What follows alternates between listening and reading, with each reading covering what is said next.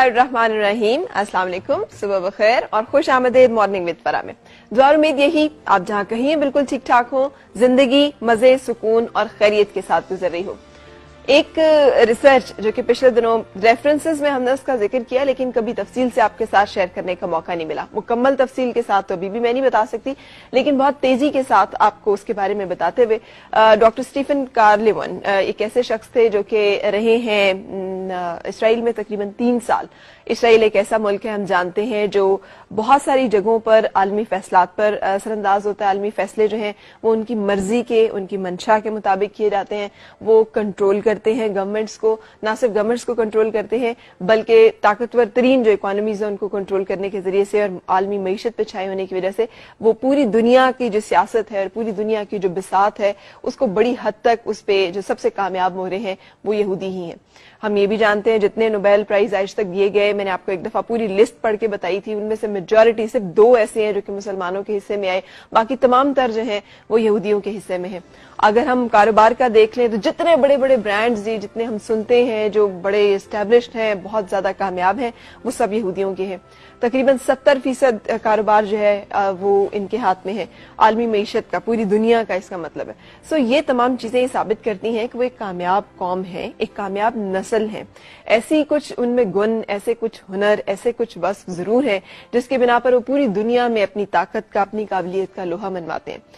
Doctor Stephen کارلیمن جب 3 سال کے عرصے میں وہاں پر رہے اپنے مختلف پروجیکٹس میں، تو اس میں ایک انہوں نے یہ بھی کیا، انہوں نے آبزرو کرنا شروع کیا کہ آخر وجہ کیا ہے، آخر ایسی بات کیا ہے، کیا یہ اللہ تعالیٰ کی طرف سے ہی ان کو بلیسڈ ہیں کہ اتنے ذہین ہیں، یا اتنی قابلیت ہے ان میں کہ ان کو کوئی ہرا نہیں سکتا، مات نہیں کر سکتا جس میدان میں ہم دیکھیں یہ چھائے ہوئے ہیں، اور یا پھر اس کی وجہ کچھ عوامل ہیں، کچھ ایسی خاص باتیں ہیں جو کہ ان کی طرز زندگی میں، جو ان کے طرز فکر میں، جو کہ ان کے لائف سٹائل میں شامل ہیں، جس کی وجہ سے ان لوگوں کے اندر وہ صلاحیتیں پیدا ہو جاتی ہیں۔ یاد رہے کہ اسرائیل کو اگر آپ نقشے پہ دیکھیں نا تو آپ کو بالکل ایک پوائنٹ لگانا، ڈاٹ لگانا پڑتا ہے، اور ڈاٹ سے تھوڑا سا بڑا وہ ایریا ہے جو کہ اسرائیل کے نقشہ جو ہے پوری دنیا کے اوپر جتنا شو ہوتا ہے۔ آبادی اس کی تقریباً 61 لاکھ آپ کہہ سکتے ہیں، جو اگر راولپنڈی اسلام آباد میں جو لوگ رہتے ہیں تو جتنا یہ ایریا ہے دونوں شہروں کو اگر آپ دیکھیں اس سے بڑا ملک نہیں ہے، اور تقریباً اس سے زیادہ آبادی نہیں ہے، لیکن ان لوگوں کی اتنی مطلب ان میں سے ہر بندہ جو ہے وہ ایک جائنٹ، ہر بندہ جو ہے وہ انتہائی قابل۔ سو جو انہوں نے ریسرچ کی اس کے نتیجے میں انہیں پتہ چلا کہ مائیں انہی دنوں سے جبکہ وہ ایکسپیکٹ کرتی ہیں، جسے ہم ارلی ٹرائمیسٹر آف پریگننسی کہتے ہیں، یعنی جب ابھی بالکل حمل ٹھہرتا ہی ہے تو وہ باقاعدہ ریاضی کی مشقیں، میتھس کے کوسچنز جو ہیں وہ سالو کرتی ہیں، اور ڈیفینیٹلی ان کے ہسبینڈ جو ہیں ان کے ساتھ اس میں شامل ہوتے ہیں، وہ دونوں مل کے یہ پریکٹس کرتے ہیں، اور یہ پریکٹس بالکل اس طرح سے کی جاتی ہے کہ جس میں بولا جاتا ہے کہ یہ ہو تو کیا بنے گا، اور یہ جسے ہم مینٹل میتھ بھی کہہ سکتے ہیں، اور اس طرح کی بہت ساری اور ڈیوائس ایکٹیویٹیز ہیں جو کہ وہ لوگ کر رہے ہوتے ہیں، کیونکہ ان کا ماننا یہ ہے کہ جو حاملہ خاتون ہے اس جو کھاتی ہے اور جو وہ سوچتی ہے، اور خاص طور پہ جس طرح کے اس کے ذہنی مشاغل رہتے ہیں، اس کا ڈائریکٹ اثر جو ہے وہ بچے کے اوپر یعنی نسل کے اوپر، جو شخص جو انسان دنیا میں آنے والا ہے اس کی شخصیت کے اوپر، اس کی سوچ کے اوپر پڑ رہے ہوتے ہیں۔ نہ صرف یہ بلکہ وہ موسیقی میں گہری دلچسپی لیتی ہیں، وہ موسیقی سنتی ہیں، بجاتی ہیں، گاتی ہیں۔ یہ بتانے کی تو ضرورت ہی نہیں ہے کہ ایک ریلیکس انوائرمنٹ میں ان کو رکھا جاتا ہے جہاں پر کوئی ساس کے تانے نہیں ہوتے، جہاں پہ کوئی شوہر کی بدمزاجی نہیں ہوتی، بلکہ ان کو اس طرح سے دیکھا جاتا ہے کہ وہ جنم دینے والی ہیں ایک ایسے شخص کو، ایک ایسی انسان کو جو کہ دنیا میں کچھ کرنے کی قابلیت اور صلاحیت رکھے۔ ان کا فوکس ہوتا ہے کہ ایک ذہین انسان کو پیدا کیا جائے۔ صرف بچے پیدا کرنا یا صرف اس لیے پیدا کر دینا کہ ہم اسٹیبلش ہو جائیں گے خاندان میں، یا ہمیں کوئی کچھ کہہ نہیں سکتا پھر، یا پھر یہ کہ ایک دفعہ بچہ پیدا ہو جائے تو پھر یہ شوہر جو ہے یہ قابو میں آ جائے گا، ان سوچوں سے برعکس جو تھاٹ ہوتا ہے اس کے پیچھے وہ یہ کہ ایک ذہین انسان پیدا کیا جائے، اور یہ تھاٹ صرف اس عورت کا نہیں ہوتا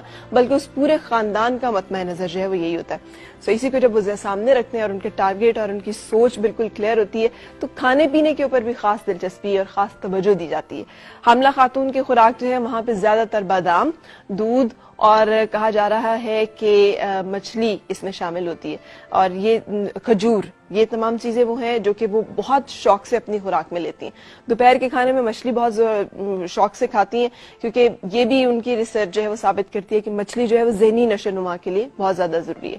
اچھا، یہ تو وہ تمام چند عوامل ہیں جو پیدا ہونے سے پہلے ہیں۔ جب بچہ دنیا میں آنکھ کھولتا ہے تو ان کے بچے جو ہیں 3 زبانیں ضرور بولتے ہیں، جس میں ایک عربی ہے، ایک عبرانی ہے اور ایک انگریزی ہے۔ ہر بچہ جو ہے اس کو جو ایکسرسائزز یا جو ان کی گیم یا ایکٹیویٹیز کہہ لیں یہ ہمارے لیے ہیں, یہ گیم بوائز اور یہ کارٹون نیٹ ورک اور یہ فلان اور ڈھمکان, ان کے بچے یا تو زیادہ تر تیر اندازی کرتے ہیں, شوٹنگ کرتے ہیں, یا دوڑ کی جو مقابلے ہوتے ہیں جس میں جسمانی فزیکل فٹنس جو ہے اس کے اوپر, اور خاص طور پہ تیر اندازی اور شوٹنگ کے بارے میں ان کا یہ کہنا ہے کہ جو لوگ ان ایکٹیویٹیز میں رہتے ہیں ساری زندگی ان کے فیصلے, ان کی ججمنٹ اور ان کے اندر ایک خاص طرح کی طاقت اور ایک خاص طرح کی صلاحیت جو ہے وہ پائی جاتی ہے. اچھا پھر اس کے علاوہ یہ بھی ذہن میں رہے, ہم نے گھروں میں بڑا عام دیکھا ہے نا, اور سگریٹ نوشی پبلک جگہوں پہ حکومت نے منع کر دی ہے, چلے ٹوٹی پھوٹی ہی صحیح پابندی لگا دی ہے, اسکولز نے اپنے کیمپسز میں الاؤڈ کر دیا ہے کہ بیٹے اگر آپ نے پینا ہے تو وہ ہے اسموکنگ روم, آپ پلیز وہاں جا کر آرام سے اسموک کیجئے اور پھر آپ باہر آ جائیے, سب لوگوں کے درمیان اسموک نہ کریں. لیکن جب ہم اپنے گھر میں ہوتے ہیں تو ہم اس کا بھی خیال نہیں کرتے, ہم یہ بھی نہیں دیکھتے کہ ہم بچوں میں بیٹھے ہوئے ہیں, بزرگوں میں بیٹھے ہوئے ہیں, کوئی حاملہ خاتون ہمارے پاس ہے, ہم آرام سے جو ہے وہ سگریٹ نکالتے ہیں اور پینا شروع کر دیتے ہیں. یاد رہے کہ سگریٹ کے جتنے برانڈز ہیں وہ بھی زیادہ تر یہودیوں کے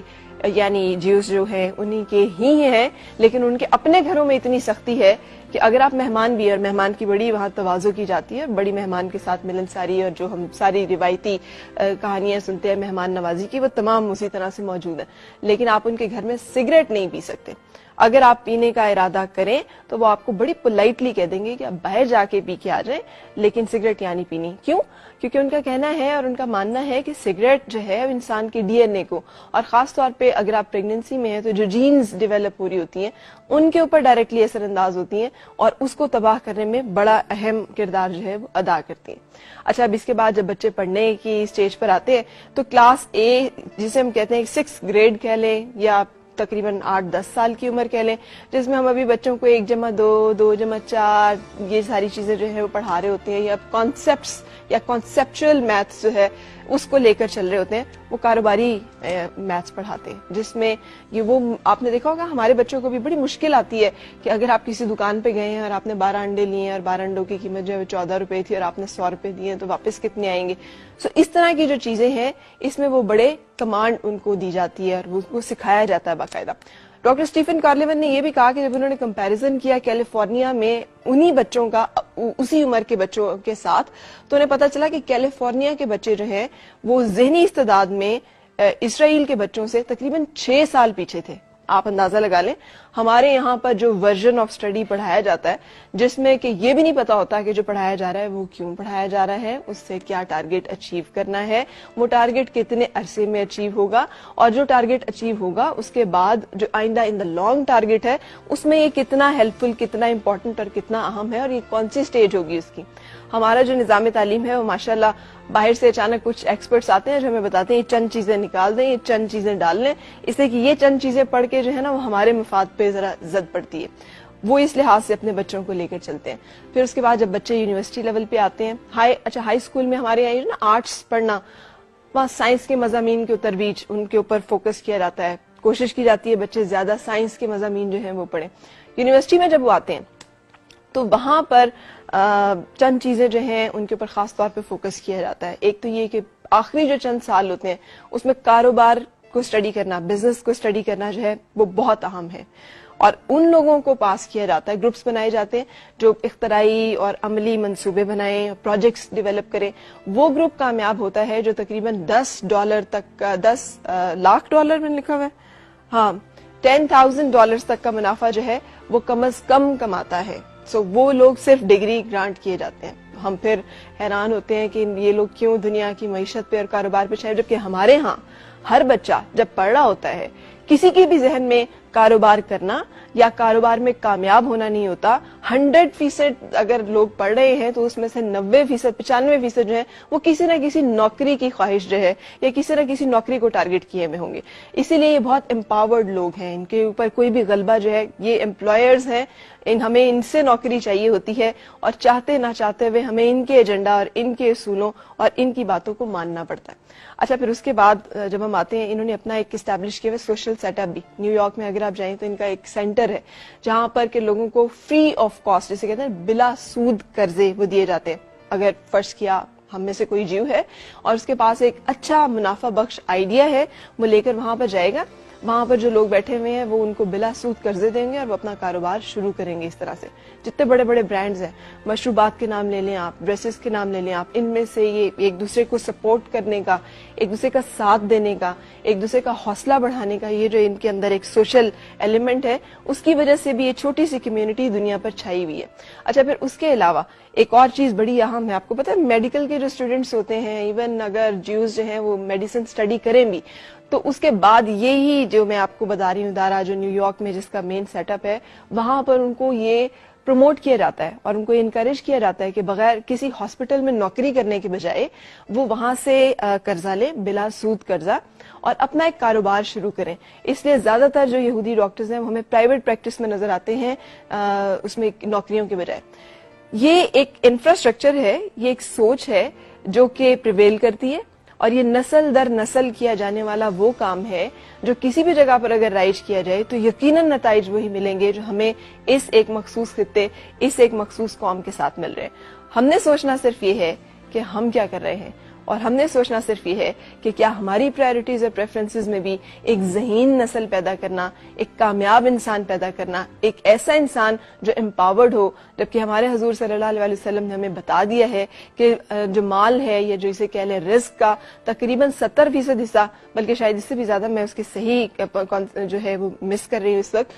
वो तिजारत में है, और बाकी जो है वो फिर बाकी जगहों पर डिस्ट्रीब्यूट कर दिया गया। हम नौकरियों को फोकस करते हैं और फिर हम रोते इस बात को हैं कि रोजगार के मौके नहीं है या अनएम्प्लॉयमेंट हो रही है। सो कोशिश करनी है हमें कि हम इन तमाम चीजों को अपनी जिंदगियों में शामिल करें ताकि हम सीख सकें। बच्चों की फूड में जंक फूड बिल्कुल नहीं है। ये जो हम डिफरेंट चीजें खिलाते हैं ना अपने बच्चों को, बच्चे भी वहां बादाम, दूध, मछली और इस तरह की चीजें जो है वो इस्तेमाल करते हैं। बड़ी फोकस और कॉन्सेंट्रेटेड उनकी ब्रॉटअप होता है, जिसके ऊपर खासी तवज्जो दी जाती है।